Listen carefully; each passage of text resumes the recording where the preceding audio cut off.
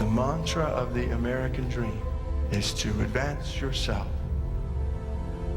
With hard work, ingenuity, innovation, you can have it all.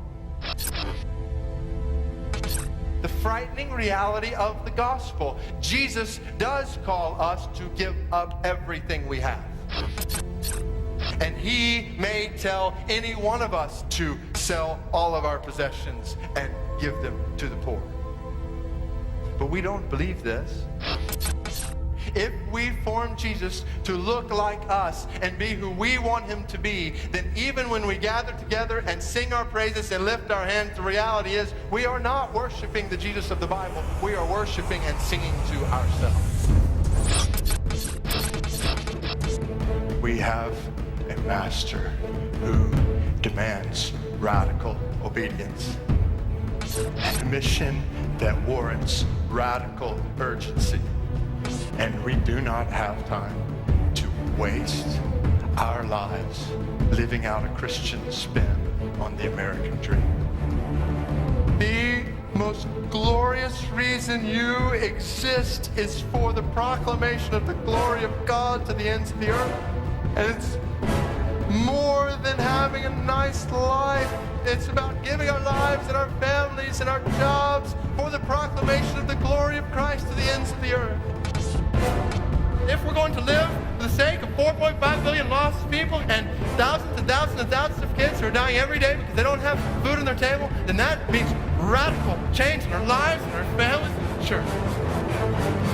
Church, we are plan A, and there is no plan B. Radical. We start the series today. Today we're focusing on radical abandonment. And it's not about an American dream. Jesus has a different message for his followers. How many of you, kids or adults, played or are going to play, kids in the spring, Little League Baseball? Little League Baseball. How many of you played? Adults, you can raise your hand if you played Little League Baseball. Okay, excellent. How about you play baseball in middle school, junior high school? How many of you played middle school? Okay. How about high school? All right, a few. How about on a traveling baseball team? Anybody played on a traveling baseball team? Okay, so there is a huge difference in the cost, right, of Little League Baseball compared to traveling baseball, going all around the Midwest, staying in hotels, all that stuff. There's also a different cost, commitment, when it comes to our time. Little League Baseball, practicing a couple times a week, maybe one game, compared to traveling baseball. Lots more practice, a lot more games. So there's a difference in cost. My question to you today is, what does it cost to follow Jesus? What does it cost to follow Jesus? Not just financially, but our commitment to follow Jesus. See, salvation costs you nothing, but following Jesus will cost you everything. If you're following along on your message outline, that's point number 1. Salvation is free. Salvation is through God's love and his grace and his mercy, but following him, being a disciple, Jesus says, will cost you everything. This passage we heard earlier is just not very comforting, is it? We're supposed to hate our brother. We're supposed to hate our mother and father. He says, count the cost. Don't make a tower without figuring out the cost first. Don't go in battle against an enemy without figuring out the cost first. Jesus doesn't say, don't worry, it's easy to follow me. Come on. All you have to do is believe. Come on, I'll take anybody. He says, I need you to commit fully, wholeheartedly. You're everything. You're all. If you want to follow me. So, question for today is, are you willing to follow Jesus on his terms? Not the American terms. Not our softened terms of what Jesus calls us be and do, but on his terms. What does it require? What does God require to be a follower of Jesus? I heard a little joke this week that was pretty funny. During Sunday school, this teacher asked her first grade class if they could describe what it means to be a Christian, what it means to be a follower of Jesus. This little first grade boy raises his hand and says, Christians are people who never complain, they never argue, and they never talk back. And then he goes, my dad is a really good Christian, but my mom, not so much. Oh, that poor mom, right? I pray none of you have your kid's Sunday school teacher tell you that today when you pick up your kids. Guess what Johnny said about you? What does Jesus require to be a follower of him? It's more than being nice. It's more than not talking back. Jesus requires superior love. This crazy passage. If anyone comes to me and does not hate their mother and father, wife and children, brothers and sisters, even their own life, such a person cannot be my disciple. Okay, kids, teenagers, this does not mean you're allowed to hate your parents. That is not what this passage is talking about. Well, what is it talking about? It's talking about not putting those people as our God, as our higher priority, as our first love. God is to be our first love. There's a dangerous temptation for us to try to soften Jesus' words here to justify the way that we live, the way we operate, the way our priorities are. Jesus said in Matthew 22, the teacher asked, what's the greatest commandment? And he says, love the Lord your God with all your heart, with all your soul, with all your mind. That is the number one. That is first. Love God, and then love your neighbor as yourself. So God is to be our number one love. And our love for others flows from our love for God. All your affections belong to God. He is to be your number one. As Jesus told the church in Revelation, they had lost their first love. God is to be our number one. So in comparison to our love and our commitment to Christ, we hate the people around us. Just in comparison, God says, make sure they are not your God. Make sure they are not your idol with your time, with your gifts. Make sure they are not what you are worshiping. How many of you like the TV show America's Funniest Home Videos? Great show, great family show. We love to watch it. Yes, it's still on, but it is an awesome show. So we were watching it a couple weeks ago. There's this little boy, maybe 6 or 7, laying in his bed with mom. Mom obviously has the flu. She is sick. She is out. She is sleeping. She's just out. And this little boy has mom in his arms, basically. And dad just thinks this is adorable and gets the phone and is recording his son. Says, son, you love your mom? Yes, I love my mom. Well, son, what if you fall in love with another girl someday? No, that's never going to happen. Mom is the only woman I will ever love.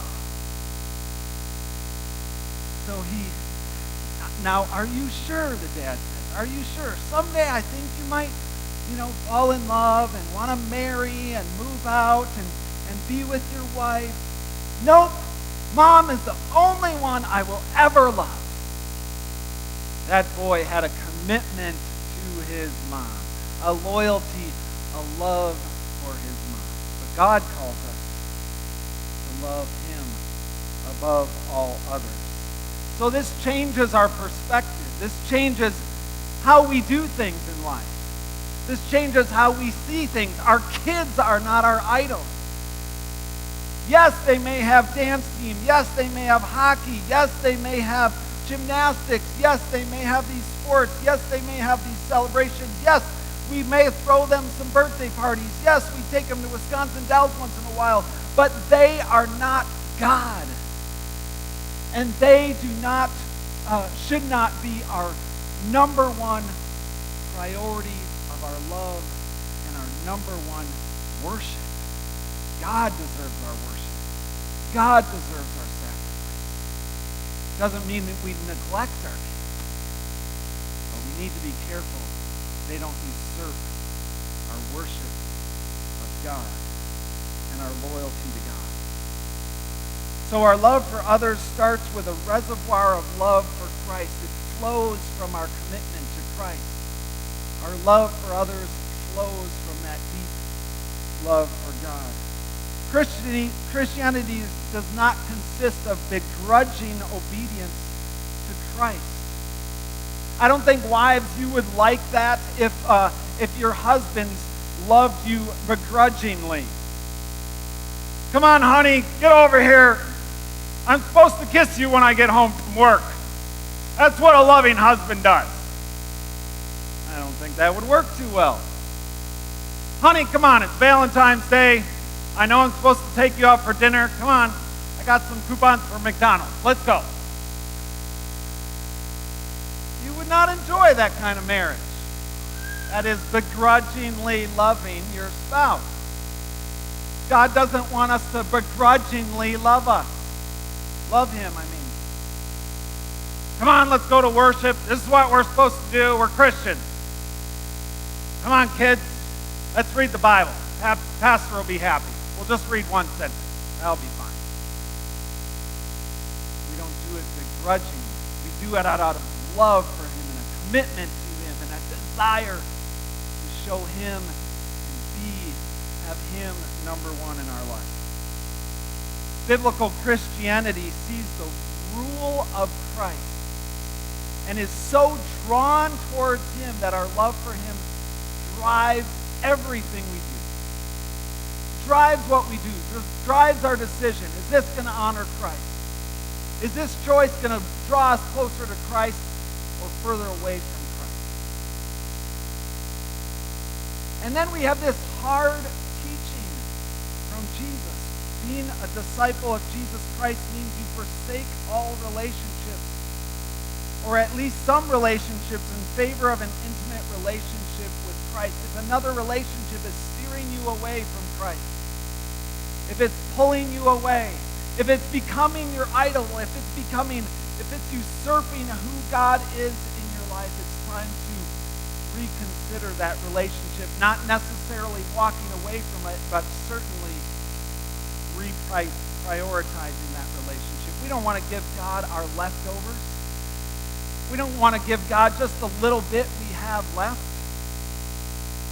How many of you have been to the Lombardi Steakhouse in the Radisson Hotel downtown? Okay, a few of us can afford going there. Someday I'll get there. You know, that's a steak dinner. That's an amazing meal, I'm sure. We give God our best. We give him the most amazing thing we can give. We don't give him our leftovers. I know some of us think we love leftover pizza. But really, let's be honest. Leftover pizza is not that great. You put it in the microwave and it like wilts, right? It's just not as good as the first time around. We don't want to give God our leftovers. We give him our best. So where in your life is your love for another hurting your commitment to Christ? Where do you need to realign a commitment so that Christ is your number one? So Christ is your God, your King, your Lord. Jesus also requires exclusive loyalty. This is a word that a lot of businesses would love for us to live by. I think it used to be that way, right? Loyal.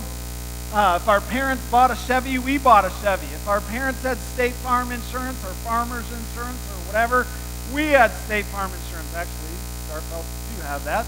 But whatever it was, if our parents went up north, we went up north. There's loyalty to our history. Look at this passage from Luke 14. Whoever does not carry their cross and follow me cannot be my disciple. Jesus is asking for our loyalty, our commitment. And I think a lot of times this passage is misexplained. People say it's about carrying your burdens. It's about carrying the struggles in life. It's about carrying that stress. Come on, take up your burdens, your cross, your heavy stuff, and come on and follow Jesus.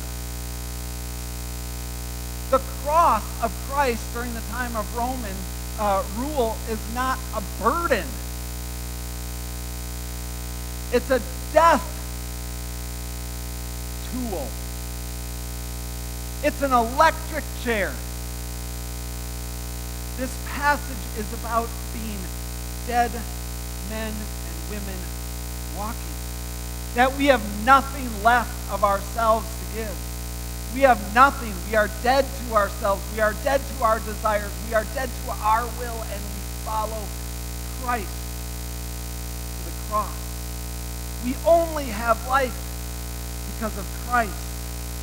Dietrich Bonhoeffer, the famous Lutheran pastor who spoke out against Hitler, said the same thing. He died, Dietrich Bonhoeffer was killed just days before the end of World War II. And he said in his book, The Cost of Discipleship, when Christ calls a man, he bids him to come and to die. Die to ourselves. That's the kind of life Christ is calling us to. Through the cross of Christ, we die to the life that we live. We live a life of sacrifice to him, a life of loyalty to him. As it says in Galatians, Paul shared this as well. I've been crucified with Christ. I no longer live, Paul's saying. It's only Christ who lives in me. The life I now live in the body, I live only by faith in the Son of God who loved me and gave himself up for me. That is the gospel. That is the good news. We live because of God's love for us, because of his grace for us, because of his mercy for us. And he calls us to die to ourselves. This changes our priorities. This changes how we operate. Our kids don't become our idols. We say, sorry kids, I know there's this baseball tournament. I know there's this soccer tournament, but we're going to worship. I know kids, it's your birthday, but we're going to worship. We're going to honor God. I know it's summer and there's no Sunday school, but we're going to worship because God is our number one. He is our number one love.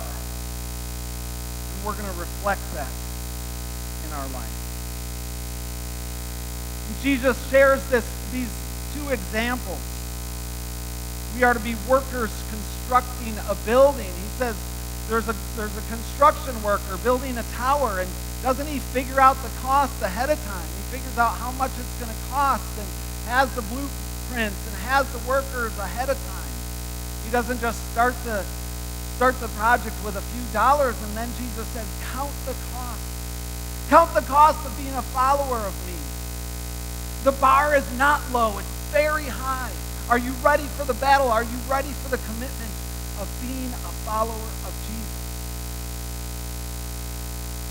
Then he says, it's like we are warriors fighting a battle. There's an enemy out there, he says. And they have twice the number of soldiers as we have. Are you ready to go to battle with me? You need to count the cost. You need to count the cost of dying to yourself and committing wholeheartedly to me. Jesus never said, all you need to do is believe and that'll be fine. Jesus never said, just come to worship once in a while and you'll be a Christian. Send your kids to Sunday school and, go to the cabin all summer long. You'll be fine. You'll sneak in. He never said that. He said, I want all of you. I want you to completely die to yourself, and I want you completely loyal to me. We can never earn our salvation. But he wants all of us. He wants our time. He wants our talent. He wants our resources. He wants our priorities. He doesn't have a low bar when he calls people. He tells them, I want all of you. This is not an easy road. Come follow me. Count the cost of following Jesus. Are you a little league kind of Christian? A little league baseball player kind of Christian? Or are you a traveling high school baseball team, tons of practice, tons of commitment kind of Christian? That's what God desires of each one of us. And there are times we will fail, but we get back up again. And we seek to give God our best. Salvation costs you nothing, but following Jesus costs you